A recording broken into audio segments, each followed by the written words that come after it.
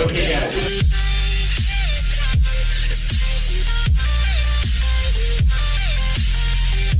Okay, guys. So today we're going to talk about center of mass.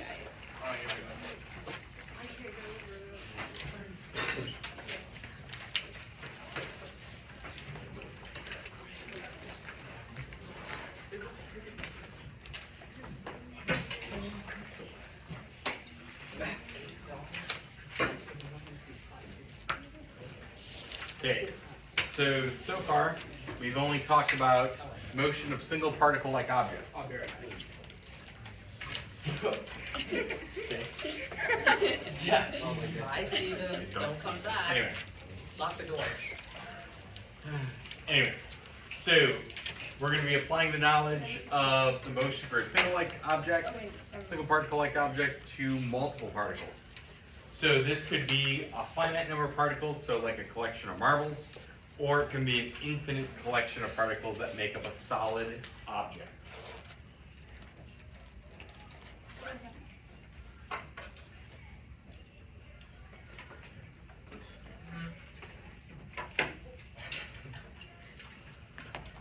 For a second I thought it was a sock. I was like...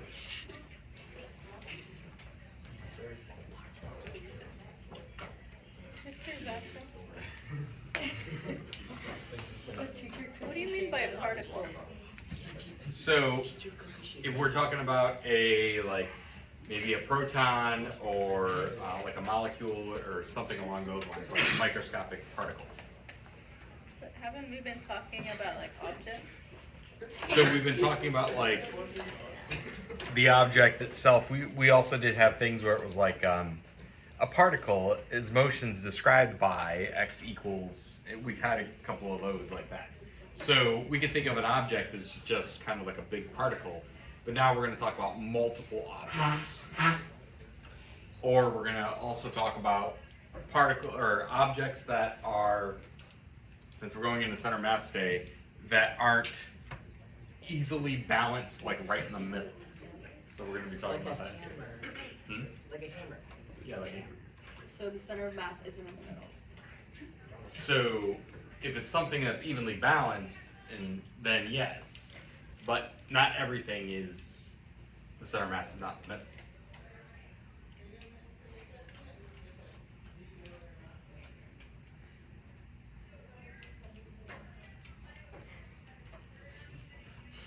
So, center mass. So any collection of particles has a special point that we call it center mass. So this collection behaves as if the entire mass was concentrated at that one point and all forces were applied to it. So you could think of if we were to have a meter stick, the center mass of the meter stick should be right around the 50 centimeter mark. We're able to balance it on our finger because that's kind of where the entire mass could be located, if you think of it that way. If any force was applied to it, it's going to rotate around that point. We did talk about those back in AP1. We kind of talked about center mass a little bit, but now we're going to talk about it a little bit more in depth.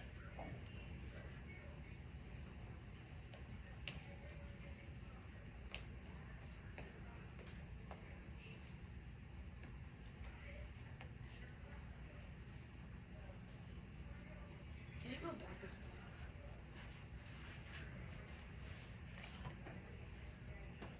What's an example of like an infinite collection of particles?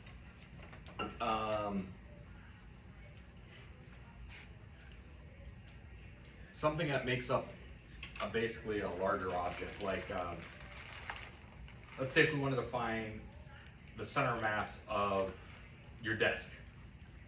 There's all these different particles that make up that desk, and there's millions in there, and you're adding more just by touching the desk. So that's what it means by infinite number. So it is not just like a finite number that makes up the desk. There's always something changing during time, as time passes. Okay. Which is where calculus comes in.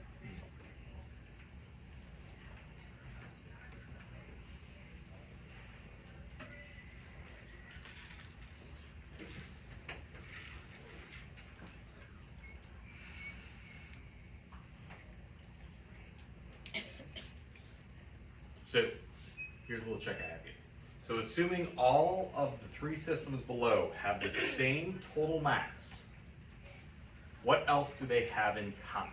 And the red arrows are representing the forces. So like this is the object, and here's forces acting on it. Here we have three objects, and these are the forces acting on it. Here we have this weirdly shaped object, and the forces on it. So what?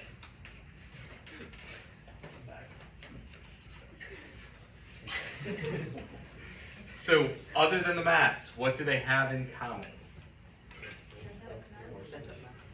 So not well, we're going to lead into that, but yes, center mass. But what else do they have?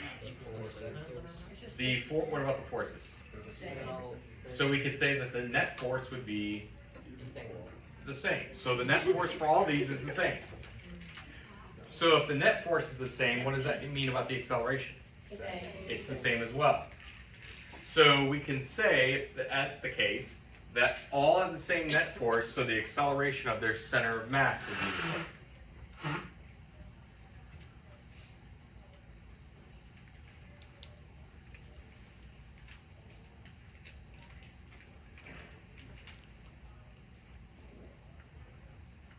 So the thing in the middle, would that be kind of like a firework, for example? Yeah, you can think of it like the parts of a firework exploding. Okay. Yeah. I thought she was gonna like throw a pencil. Like, she went like this, like she was about to like. Yeah. Oh, like, yeah.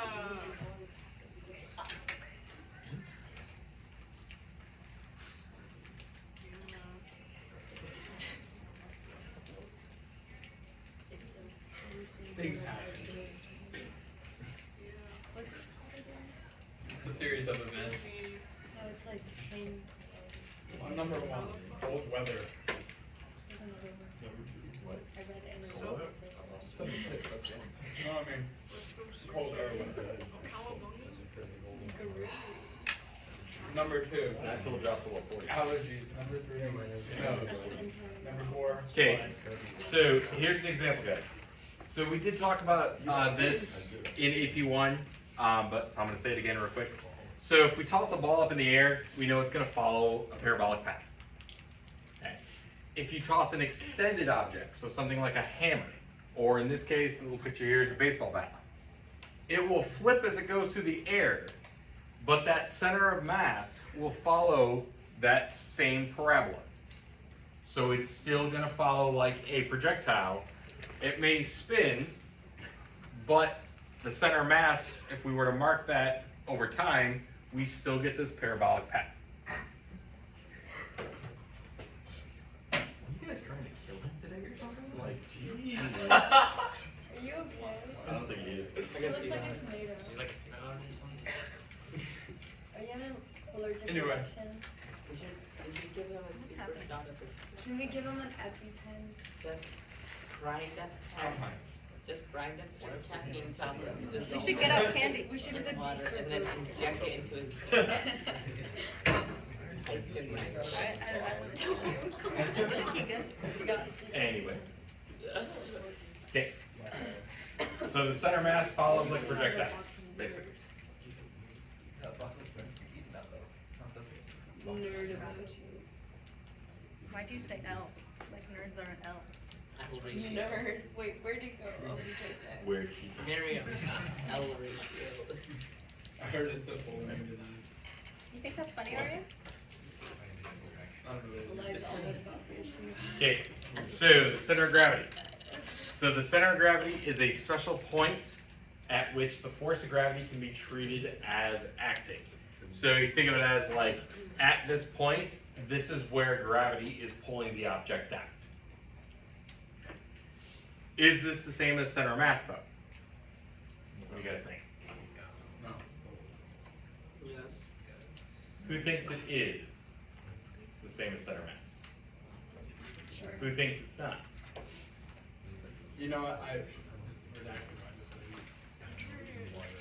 So here's the thing. Usually it is, but not always. Oh, It's a trick I was gonna question. be right. That's a trick question, that's a yes and no, so we're both So, right. yeah. Or maybe we're both wrong. So here's the thing, even on a uniform object, so like, let's just say we had the meter stick. Okay, it's uniform all the way through. It doesn't change size or anything like that when we go to a different end. Gravity may be weaker at the top end of it than the bottom, even though the mass is evenly distributed. So what I'm kind of saying with this is, if I have, pretend this is like my meter stick. This is higher up off the ground than this side. Well, gravity depends on how far you are from the center of the planet, right? So technically the gravity up here is very, very slightly less than the gravity down here, because this side is actually closer to the center of Earth than this side. Not by much, but it is. You could also think of, on a small scale, it's not really going to do anything, but we're talking about like, in like a skyscraper kind of thing. The very, very top of the skyscraper, the effect of gravity is going to be a lot different than at the bottom, because you're a lot farther away from the center of Earth. Yeah. Does that mean that the center of gravity is lower than the center of mass? In that case, yes. But normally they are the same point. So a lot of times we just kind of say, just assume that they're the same point and just kind of go on. But there are times where it's not. So, or yeah. So if you have a super heavy planet on the right and a super light planet on the left, and then if you have a point in the middle, the center of, in relation to the both, the center of the system would be up to the middle, but the center of gravity would be skewed to the right, Yeah. where the heavier. Yeah, it's closer to the heavier object because it has more pull of gravity. So if you, yeah, it would be closer to the heavier object. Are we gonna wait, does this unit contain universal gravitation? No, not yet. We got a whole unit on universe gravity. Yeah. My least favorite. That's actually the next one. No, that's not my least favorite. I think Okay. rotation's still the best. So, locating the center mass. So for a symmetrical object, the location of the center mass is pretty easy to figure out.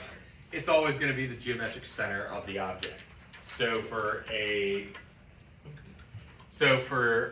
if we have a disk, it's going to be right in the middle. The meter stick right in the middle like that. If we have kind of like this frame, it's still in the middle, even though it's not touching the object. And then if we have 4 different objects, the center mass is right in the middle between them. So the center mass may be located outside of the object as well. Yes. So those are symmetrical, so if it's not symmetrical, how would we find the center of mass? That's where we're getting to. Oh god, does it include our elephants? It's definitely a matrix. Anyway. Agreed. Or symmetrical Agreed. I've already done this before. Steven, you're a matrix. But, cause you're a vector, And an L beam. you should be vector. I wasn't listening to what he was saying, but now he's calling me Vector, so I'm extremely concerned. Steven Vector. Okay, geometric Cause a center. matrix is a vector, and a I vector could is a totally matrix. see him like dressing up like that. I could totally see it. Yeah, I could see you dressing up as vectors. Oh yeah, I got the magnitude incorrection. I can only do it like the Kool-Aid Man. Don't fix me. That wasn't so fun. Okay. Anyway. Yeah, next line. Wait, go back. Let's just get, no. I didn't get the last part. It's on the video. I didn't get it on time. To be fair, I have 3 digits. I got even on a uniform object, comma. Yeah. It's also on his own name. Shut up, Chris. Do you even take notes? You're just eating nerds like a nerd emoji. Yeah, I have lots of notes. It's the same notes. No, it's not. There's calculus stuff I just added on. Oh, yeah. I see what But like center of gravity wasn't covered last year. It was. Yes, it you're was. saying. We talked about it a little bit, but not like, we're not going to get to the calculus. It was on the FRQ. Yeah, Last Mr. year, Johnson, test. you're lying. She said it, so it must be true. He does lie a lot. No, he told us that the track was frictionless, and then you made us solve for the friction. Negligible Technically, I think friction. I remember saying it's basically frictionless, so we ignore it. Wait, Mr. Zachar, can you find the friction of like the rolling? I never had a lab thingy? anyways. Because Yes, you because did. the thing that you said that lasted for like 30 minutes. Oh, but we'd have to get the rotation before we do that. You can make them suffer. That's January.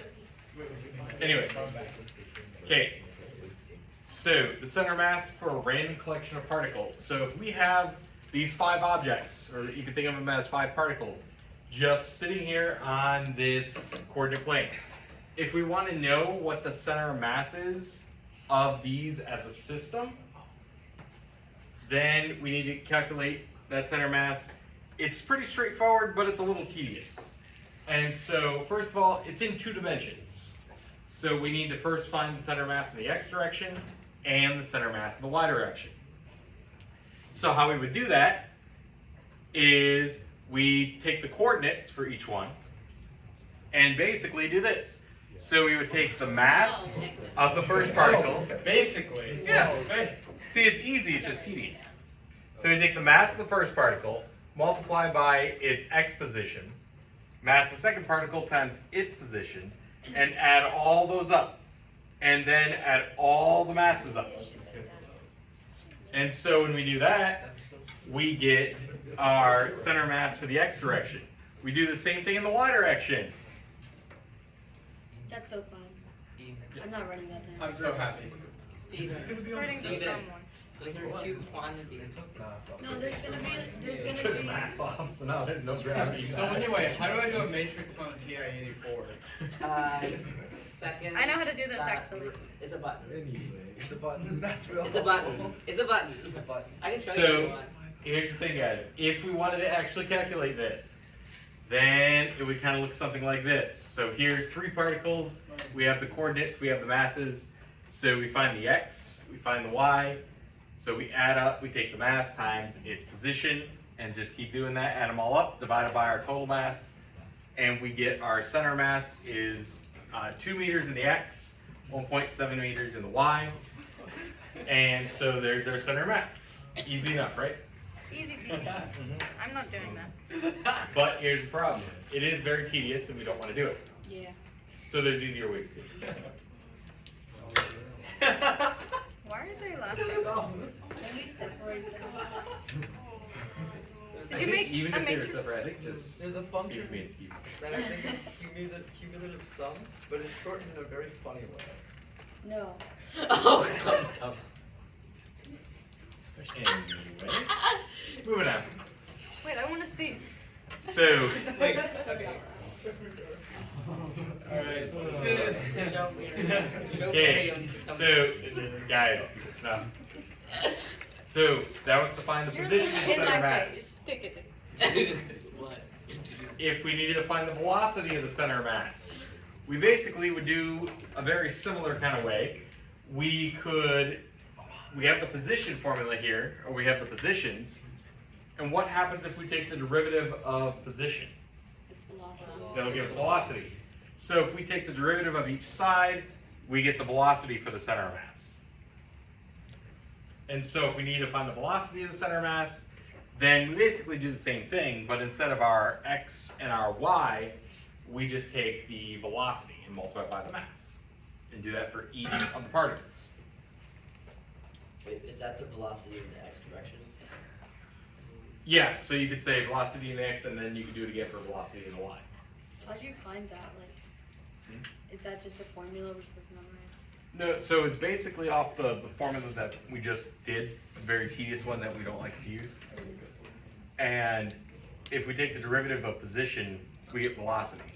So this is like saying this, but now this is our velocity equation. So if we wanted to find the velocity of the center mass, we just need to take the mass times velocity divided by the masses all added up. But how does taking the derivative of the right give you that?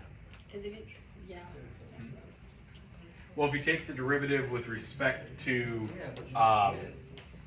position, we will get our velocity And then since they're positioned on both sides, they both end up with velocity, but the masses don't change. Since they're directly proportional, you can just, How does the x constant become the velocity constant, like position? Because x doesn't represent like x, like a position, x represents the position function. Yeah. If we had a position function is what it's saying. No, yeah, I'm saying, but the x variable on the right is the position, like you're summing all the positions together. And then it says you're just summing all the velocities together. Yeah. yeah. So we're just basically doing the same thing but with the velocities instead of the positions. Okay. So like if your position was 2 and your masses were both 1, what would your v be for on the right side of the velocity? Well, usually if we were gonna do something like this, we would have like the function for each of the particles. Like this particle is moving with has this function for its position in the x, and then this particle has this function for this position in the x. And so then you take the derivative of that to get your velocity functions, and then you do the velocity here. That's usually how we would do that. Or they would just give you the velocities, and then you could just plug in the value. So they're not gonna give us the particles and ask us to, The most that they might do would be something like this, where they put it on like a grid, and so you get the coordinates, and then just add them all together like this. I will say, even though this is tedious, they usually do throw at least one of these on the AP exam. But, I mean, it's not calculus or anything. It's not super complicated, it's just a little tedious. They usually won't make it more than 3 particles though, because if they made it like 10 particles, that would just take forever. So, Is that on your equation sheet? yes, Nice. center of mass is on the equation chart. It actually is on honestly, AP I'll one take a chart, but couple we of never those used it. if it's on the equations. Can you go to the derivative thing? So when you're trying to find velocity, do you take the derivative of the x function and then like put in the sum of, and then put in the mass, or do you multiply you it by the mass would and they- then take the like derivative? they're not gonna give us particles and ask us for the velocity, right? No. Okay. They would either give you the equation for the motion of the particles, like the position function, and then you would find the derivative of it, or they would actually just give you the velocities of each particle. So they're either, yeah, basically the Do same the thing. particles move together? Well, they're all gonna be, like, as time passes, they're all gonna move to their corresponding functions. Would they have like 3 different velocity functions for each of the particles or something? They could, yeah. So you have But to take, I haven't seen one come up like that. It's known that you have to know how to do that, but I've never seen one in any of the APC exams ever have that. I've seen, I think, one with the position functions, but normally it's just on the coordinate plane.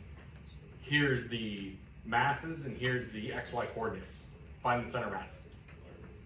That's the farthest I've ever seen it. But even though College Board says you do need to know how to do it, go to velocity, we never know. It might just show up one year. Is it gonna be on our test?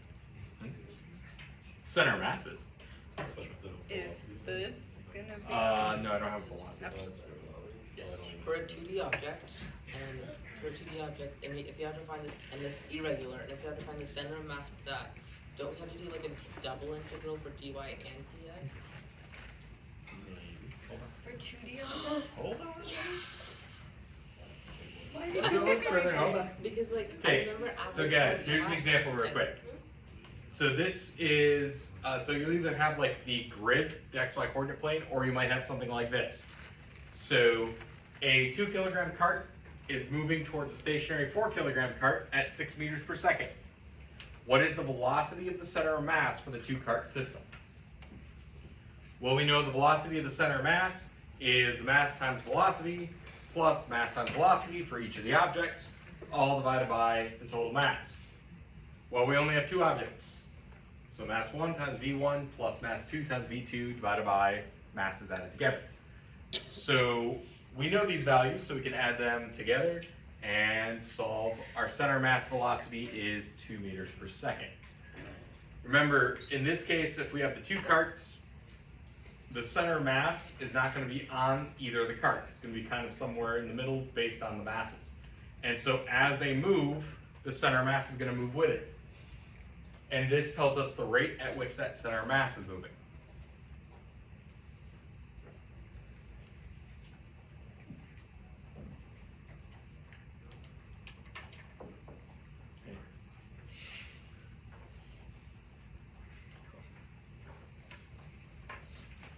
So, what about when we have an object that looks like this? Just a- How are we supposed to find the center of mass of an irregular shaped object? Calculus. Yeah, calculus. So basically what we're going to do, there it goes. The center of mass for an extended object or an oddly shaped object is found the same way, but we need to split the object into an infinite number of infinitely small masses. The sum then becomes a definite integral. No. So basically we get these equations. So we have the center mass in the x direction is equal to the integral x with respect to mass and the integral over the integral with respect to mass. So then we have the same thing for the y. And the only thing is, I mean, we're breaking it into very, very small masses and then taking the sum of all those put together. So the problem is, for most real objects, this is incredibly difficult to do. Because if we were to try and do this for, let's just say, a person, that would be pretty hard to do, wouldn't it? So there's a way we kind of get around that. Everything's a sphere.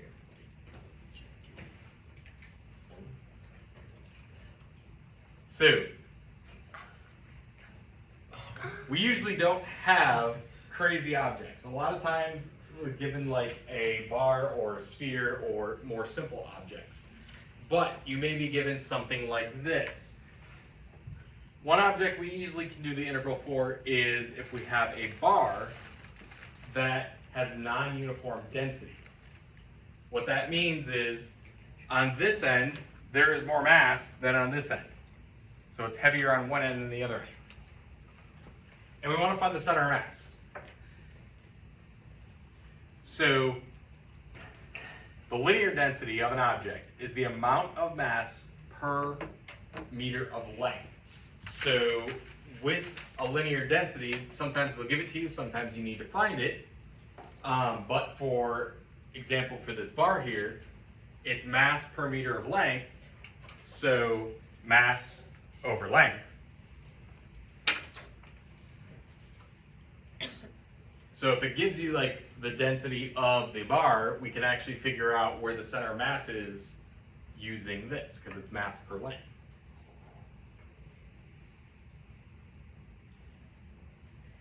And because it's changing as we go from left to right, the mass is changing as we go from left to right, that can be written as a function.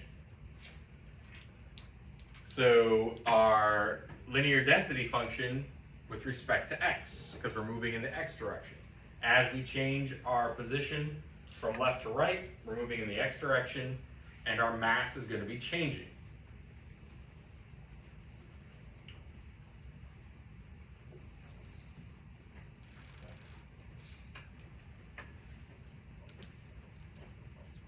Can you go to the last slide? When you say uniform bar, is that talking about density or something else? So when we're saying like a uniform bar, we're thinking like for like the meter stick. That has a uniform density all the way through. Like its density doesn't change. The mass on one end is not heavier than the other. Here, it is changing. And so we're basically going to take it into small little chunks and find the density of each of those little chunks, which would then give us the center of mass of each of the chunks, add up all those masses, and now we get the center mass of the entire thing. So we're going to do a little bit of calculus. So we change the non-uniform bar into like uniform chunks, Yeah. and that's what that says for a uniform bar? Yeah. Makes sense. Does that assume that it only changes like on the horizontal and not the vertical? Yes. So like in this case, the reason why we're saying it's just a function with x in it is because it only changes in the x direction. Gotcha. So will we ever have one, or will they always only be? It's always going to be just one direction that it changes. Yeah, it's not going to be multiple.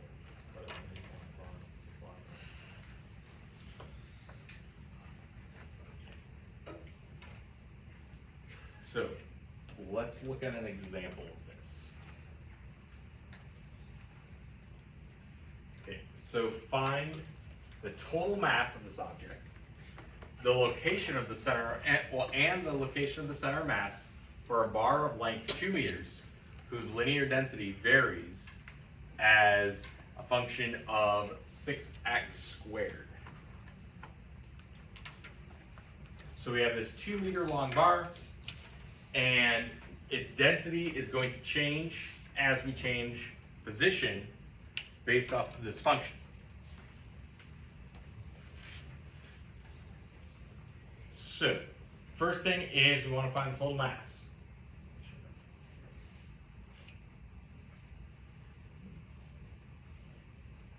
So what we're going to do is kind of break it down into that infinitely small parts.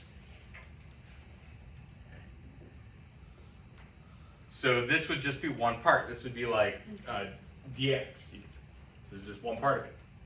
As we go a certain distance out, x, the derivative of that is just one of those little sections.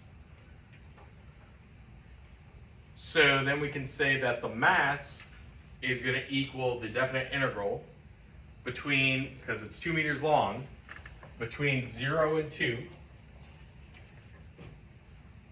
dm, which is equal to the definite integral from 0 to 2 of the function with respect to position.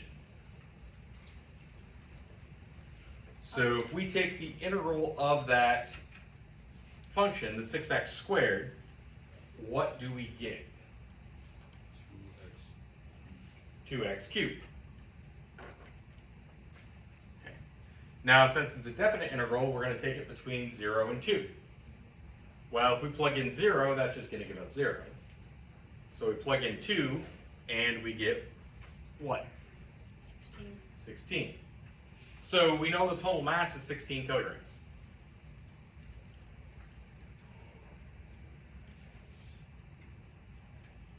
Now the next part is to find the location of the center of mass of the bar. Now, just by looking at this, since we know the mass increases, or the density increases as we go from left to right, is the center of mass going to be right in the middle? No. No. Is it going to be on the left side? No. We know intuitively that it's going to be where? On the right side. It's kind of on the right side. Not at the end, but somewhere over here. Okay. So a lot of times they may give you a question like this and then say, where's the location of the center mass, and have multiple points. Well, they might have like A, B, C, D. Well, you don't even got to do any math. You know it's got to be over here intuitively. So a lot of times, you wouldn't even have to do a calculation for this. A lot of times it'll just give you something like that. But if you do need to calculate the center mass, then what we're going to do is use that center mass formula. So we're taking the integral between 0 and 2 with x, and 0 and 2 with dm here. Well, we just found the 16 kilograms, the total mass. And so we put that on the bottom at 16. And then on the top, we're going to take the definite integral of the original equation with respect to x, but multiply it by x.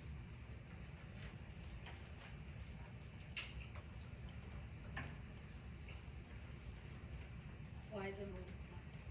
So remember, before we got to the calculus part, it was the mass times position, mass times position, mass times position, and you add them all up. Well, this function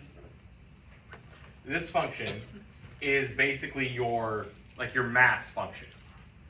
If you multiply by x, that's your position. So it's like all the masses times all the positions. Yeah. So just making sure I get the first half of it right. The integral of density is mass, and the derivative of mass is your density.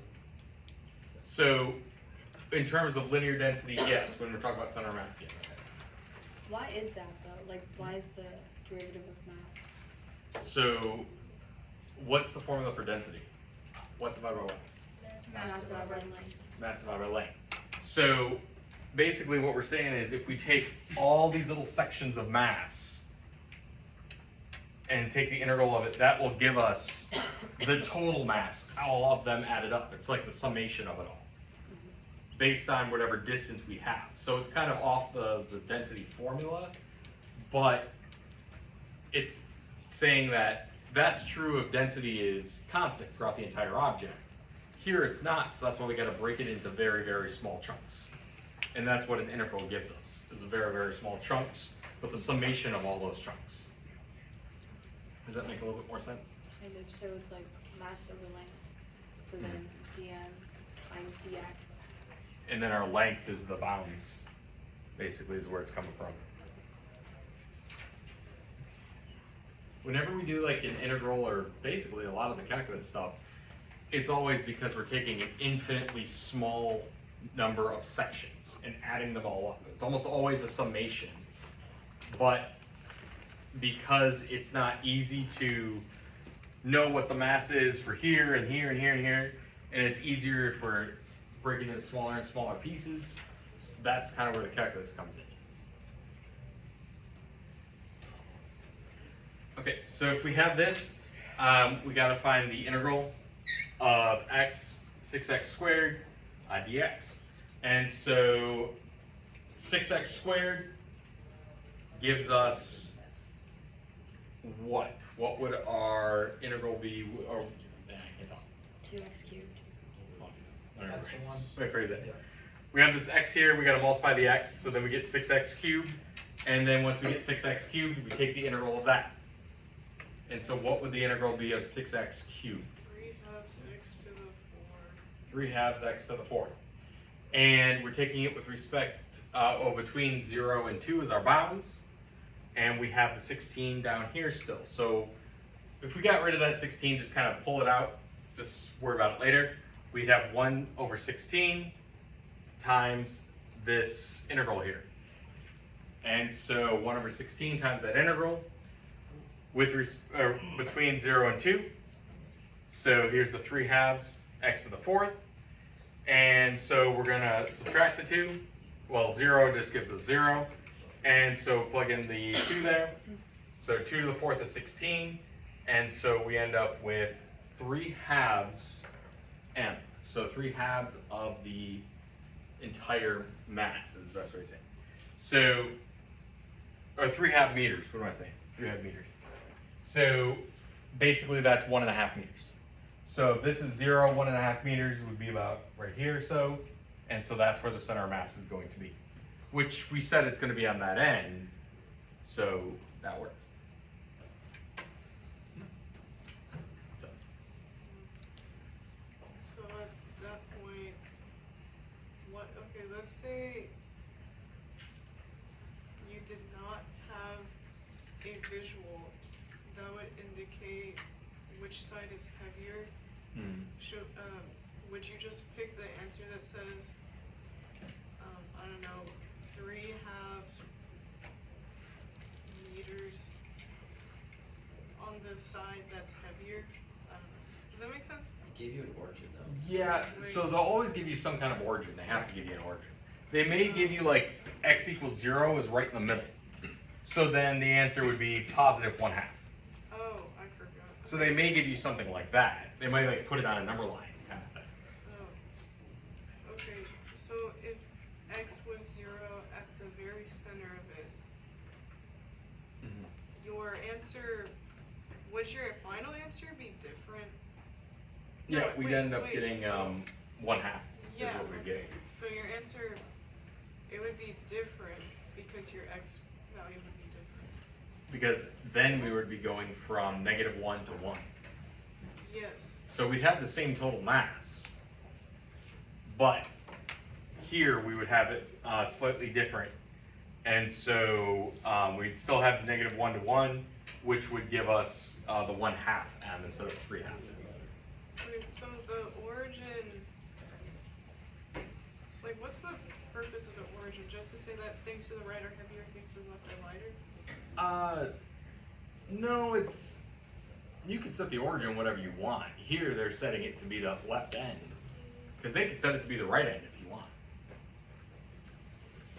So they can set it wherever they want, or wherever you want. And as long as your bounds are, here it's the length of the object, and it starts at 0, goes to 2, but if over here was 0, then this would be -2. And so as long as you plug that in as your bounds, you'll still get the right answer, based on that number line, based on where that origin is set up. Okay, so if the origin was in the very center, would your bounds be -1, 1? Yep. Okay. So nothing about the sign of the final answer indicates whether it's to the left or to the right of an origin? Does that make sense? It does. So like if this was, no, if the center was at 0 and we got -1/2, That's to this. it'll be to the left of that 0 point. Wow. But if we got +1/2, then it would be to the right. Okay.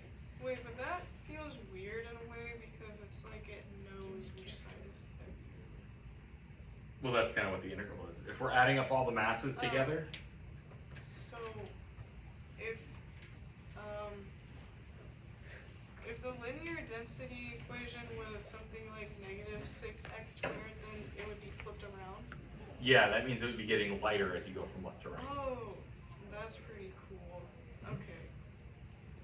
Okay. Yeah. So, As long as the linear density equation is something like that, and it's not like 6x² like +3 or something, if it like as long as it doesn't have like a plus a constant, is the center of mass always gonna be like 75% through?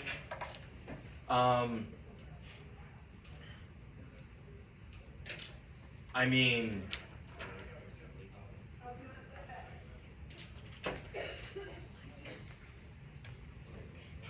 I'm trying to like do another one in my head. See what it's gonna come out. Yeah, I mean, it would be really close. It'd be on that side. It might not be 3/2. It might be like 2/3, but it would still be on that side. Yeah. I was wondering, can we also do like an integral from like 0 to a value a of the lambda function? Is that equal to half of the mass? And find the point A where like the masses of both sides are equal. Does this make sense? You could if it was a linear function. That's the thing, but the mass is changing exponentially, so it wouldn't come out equal. But if it was just like 6x, then you could. Yeah. Okay, so what if the lambda function stays the same, but then we move the origin to be in the center? Does that mean that the center is lighter than the two sides? No, it's still the same bar. Okay, We're just choosing a different point to like start from. To start measuring Wait, from. what do I mean? Okay, so the reason why this bar is lighter on the side and heavier on the other is because whenever you do 6x², on the left side, that's like lambda equals 0, but then on the very far right side, that's like lambda equals 24. But if you move that origin to be in the center,